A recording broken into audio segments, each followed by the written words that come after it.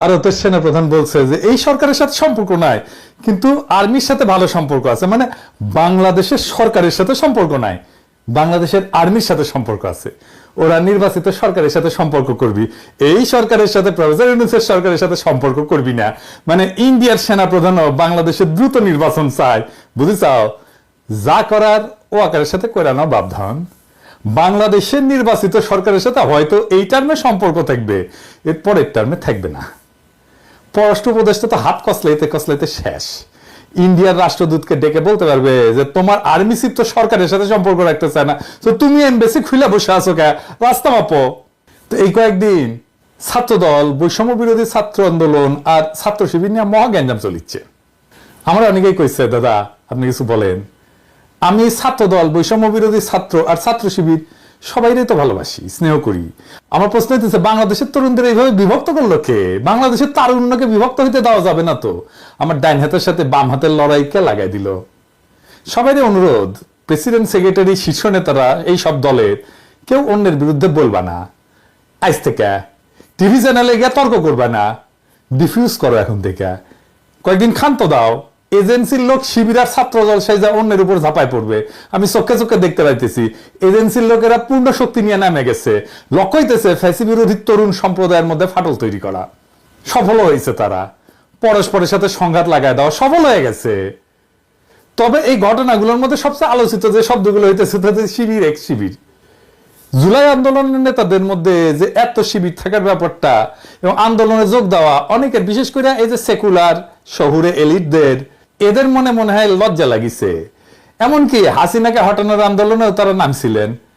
এই ব্যাপারে আফসোসও দেখা যাচ্ছে কারো কারোর মধ্যে। এইদিকে জাতীয় নাগরিক কমিটি যেটা হয়েছে না, এর মধ্যে অনেক ওলট পালট চলতেছে। এক শিবিরদের নাকি ভালোভাবে অন্তর্ভুক্ত করা হইতেছে না। আবার যারা তাদেরকে নিতেছে না, তারাও নাকি জীবনে কোনো না কোনো সময় শিবিরের সাথে সংশ্লিষ্ট ছিলেন। আন্দোলনের নেতৃত্বে শিবিরের ভূমিকা কতটা সেটা নিয়েও বিতর্ক চলতেছে। বাকশালী শাসনের প্রথা অনুযায়ী শিবির ত্যাগ দেওয়ার ঘটনাও নাকি ঘটতেছে। কয়দিন আগে মিজানুর রহমান আজারি একটা কথা বলছিলেন যে রাজাকার শব্দটা এখন সম্মানসূচক হয়ে গেছে। শুনেন। আমার নবীকে গালি দিত গণক, জাদুকর, এরপর গালি দিত পাগল, নির্বংশ বলে, আর আমাদেরকে গালি দেয় মৌলবাদী বলে, আমাদেরকে গালি দেয় রাজাকার বলে। রাজাকার শব্দটা তো এখন একটা অ্যাওয়ার্ড হয়ে গেছে, অ্যাওয়ার্ড।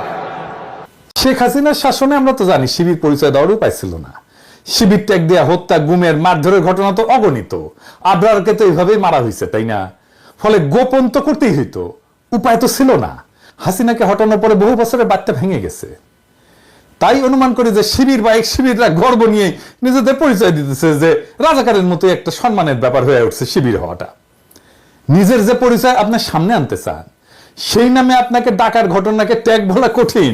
তবে এটাও ঠিক যে দেশে এখনো বহু সাংস্কৃতিক এবং রাজনৈতিক পরিসর আছে যেখানে শিবির পরিচয়, জামাতের পরিচয় সমস্যা হয়।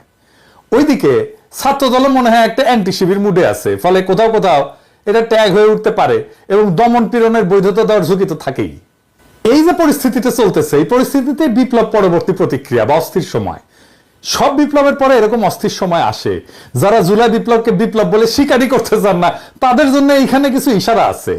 কিছুদিন পরে বিষয়গুলো হয়তো আর এতটা জটিল থাকবে না। আপনারা ভাবতে পারেন যে প্রথম আলোতে জামাতের আমিরের সাক্ষাৎকার ছাপা হইতেছে, এইটা প্রথম আলো করতেছে এমনি এমনি না।